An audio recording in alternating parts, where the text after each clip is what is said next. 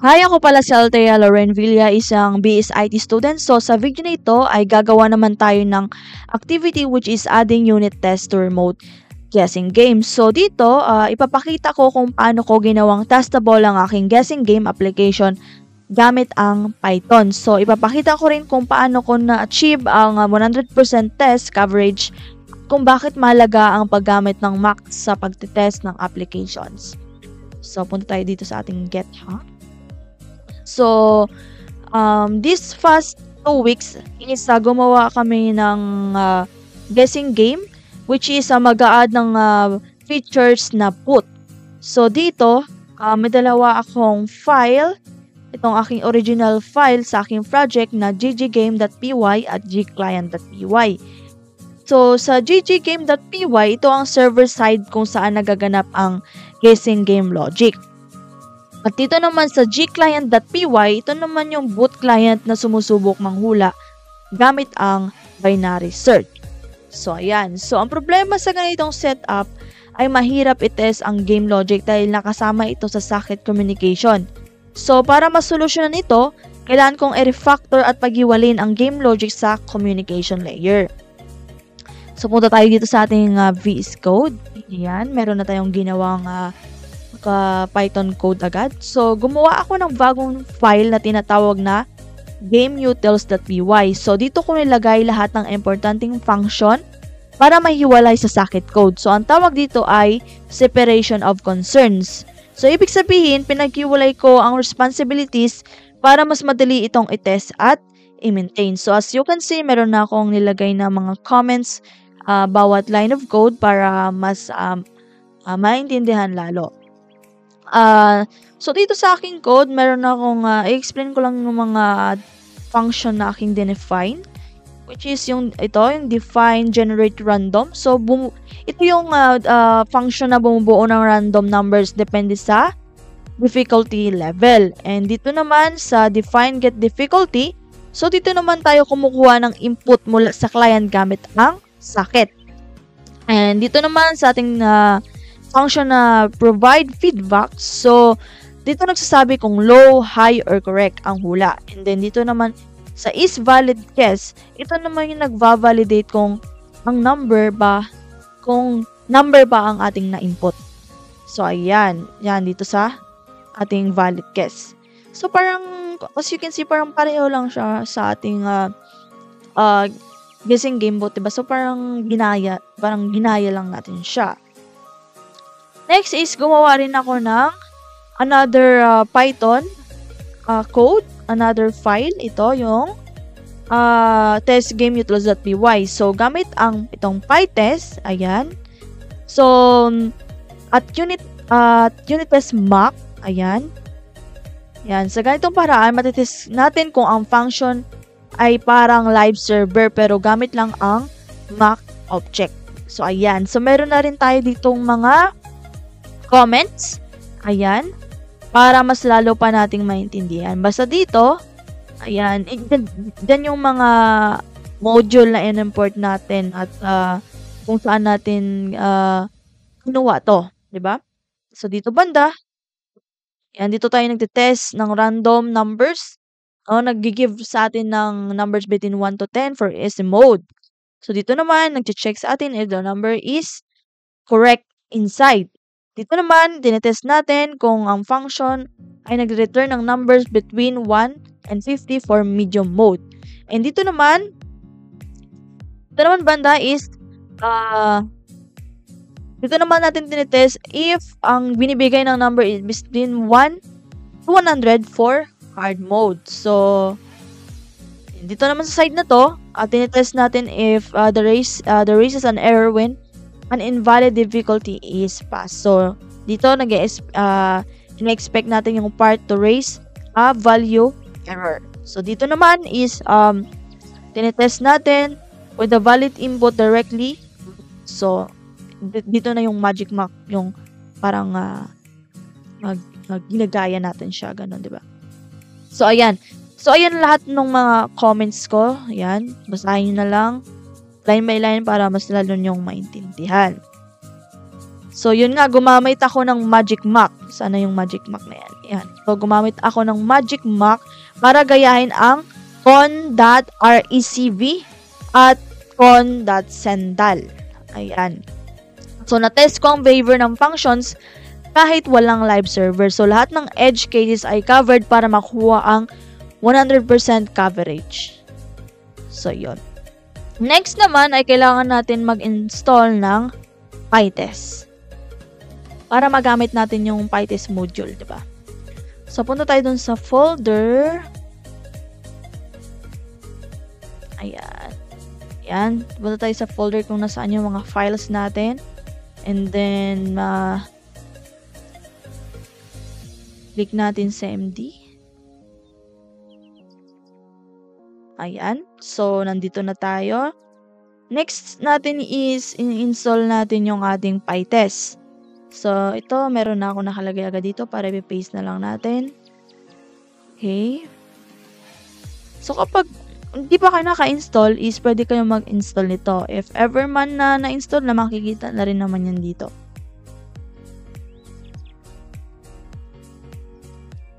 So, ayan. So, pag already satisfied, ibig sabihin is na-install ko na ito. So, pinapakita ko lang kung paano na-install ito.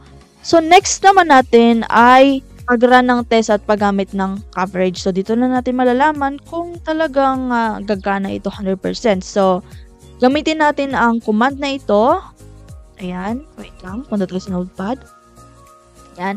Gamitin natin ang command na ito para i-run ang test at makita kung ilang percent ang natatakpan ng test. So, ayan. Copy na lang natin and i-run natin. So, ayan. So, as you can see, nakita natin dito na lahat ng 8 tests, ayan, di ba? Meron tayong 8 tests, ay pumasa. Indicated by 100%. Ayan. And then, ayan. And then, ang file na gameutils.py ay may 24 statements, line of codes, at lahat ay na-test. So, meron tayong miss 0. So, wala tayong may na-miss kahit isa. Kaya, 100% coverage ang result. So, lahat ng bahagi ng code ay naisa lang sa test. So, ibig sabihin, kahit wala tayong live server, no, matitest natin ito na 100% is gumagana. Ayan. So, for more clarification lang, saan ba galing ang gameutils.py at testgameutils.py? Ayan. So, sa unang version ng game natin, so yung client-server guessing game boat natin is nasa loob ang mga files na game logic tulad ng pagpili ng difficulty, pag-check ng tama or mali ang guess, pagbibigay ng feedback kaya ng halimbawa too high or too low kapag in-enter mo yung number, di ba? At ang random number generation. Tapos gumawa tayo ng bago or kinuha natin yung reusable parts sa ggame.py at gclient.py. Kaya inilipat natin ito sa ating bagong file na tinatawag nating yung gameutils.py. So, para ma-organize ang code at maging reusable ito. Tapos gumawa tayo ng hiwalay na test games. Na test game utils para i-unit test ang functions gamit sa gameutils.py. So, diba, kinuha natin yung mga reusable parts sa ggame.py or gclient.py gaya ng generate random, get difficulty, provide feedback, and if is valid guess. So, yun. So, ibig sabihin nito is ang function lang ang need nating kunin para mailagay natin ito sa ating gameutils.py. So, ang mga core logic lang ang nilipat natin para maging clean, testable, at modular ang ating code. Ayan. So, ano ang mga natutunan ko? So, first is yung 100% test coverage. So, sigurado akong walang blind spot sa logics kasi kapag binago ako sa code, so alert agad ang test kung may nasira. So, pangalawa sa mock and testing, so ginamit ko ang Magic Mock, 'di ba? Para mag-simulate ng server-client communication kaya mas mabilis at madali ang testing. Pangatlo, pagdating naman sa making code testable, so dahil pinaghiwalay ko ang code logic sa game utils.py, so naging madali ang testing at hindi na kailangan ng actual na server para masubukan ang functions. Yan. So ngayon, easy, i-add na natin ito sa ating GitHub para malalaman natin doon na meron tayong binagong or inadd na bagong Python file. So, ito yung, ayan. So, yun. As you can see pala, kapag niran mo yung, niran mo na to yung code na to, yan, yung my PyTest game utils. So, automatic meron ding lalabas dyan ng coverage and PyTest cache. Yan. So, ngayon, i-add na natin ito sa ating GitHub. Diba?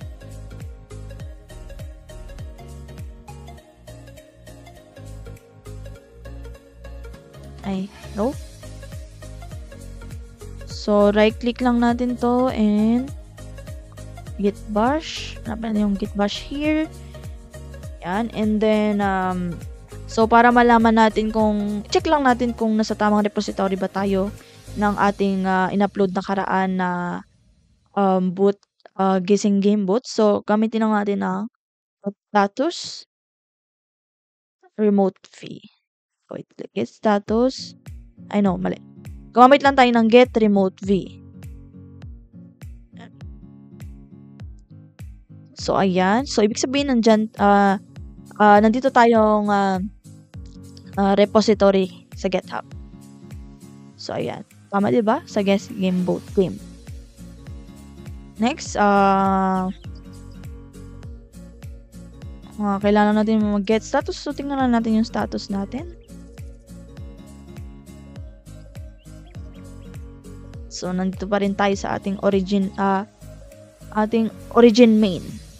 So, ngayon is get add tayo. Get add game utils.py and test game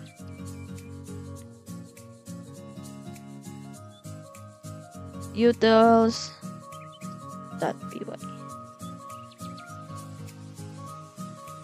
So, ayan. Next is git commit na tayo.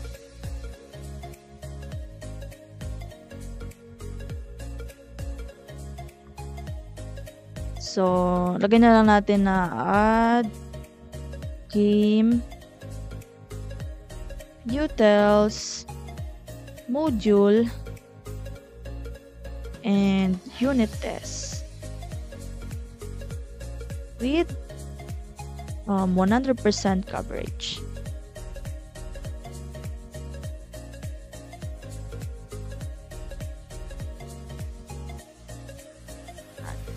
So, ayan, after natin ma-push, punta tayo sa GitHub. Kung talagang na-upload na doon ang ating new add file. Yan. As you can see, ay na-add na yung ating gameutils.py at testgameutils.py. Yan. So, ayan na siya. Ito yung ating gameutils.py, ang ating testgameutils.py. Yan. Yan. Yan. Ito yung ating gameutils.py at ang ating testgameutils.py. So, ibig sabihin, nag-add na tayo ng bagong files for ating unit test. So, meron naman tayong question and answer para mas lalo kayong malinawan at lalo nyong maintindihan yung ating ginawa. So, meron tayong question. So, how would you apply 100% test coverage for your application? So, inihiwalay ko muna ang core logic ng application gamit ang GameUtils.py. So, nagawa kong matest ang bawat function individually gamit ang PyTest at PyTest/cov hanggang sa ma-achieve ko ang 100% coverage. Yon. Question number 2. So, how to use Max and testing application? So, paano ko ba tinesting ito gamit yung Max? So, ginamit ko ang Magic Max gaya ng pinakita ko kanina para palitan ang socket connection. So, sa halip na gumamit tayo ng totoong network, so sinimulate ko ang RECV at Sendal para matest ang interaction. And lastly, how do you make your application testable? So ang sekreto ay paggamit ng separation of concerns. So, inilagay ko ang game logic sa GameUtils.py at tinira ko ang socket code sa main file. Dahil dito, natest ko ang lahat ng logic ng isolated at efficient. So, yun lang. Thank you sa panonood ng aking walkthrough. Sana ay nakita nyo kung paano ko nirefactor ang guessing game at nagdagdag ng test with Max at na-achieve ang 100% test coverage. So, ang process na ito ay malaking hakbang para gawing professional ang kahit simpleng project lamang. So, yun lang. Maraming salamat po.